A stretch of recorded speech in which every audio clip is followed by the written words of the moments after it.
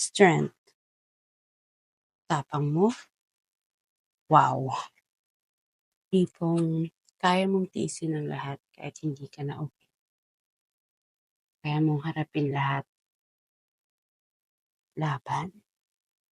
Pero ang tanong, yan ba ang totoong tapang? O baka naman pinipilit mo lang kasi ayaw mong makita ng mga tao na mahina. Yung strength kasi is not just about surviving. Minsan, yung strength, dapat alam mo kung kailan ka na magpapahinga, kailan ka titigil, kailan ka susuko. And actually, baka naman sa sobrang tapang mo, nakalimutan mo ng alagaan yung sarili. It's okay not to be okay. Hindi yan kahinaan. Minsan, yung pagsuko, ang pagpahinga, ay isang form ng strength, isang form ng kalakasan. Hindi to kulang, reading lang. Bye!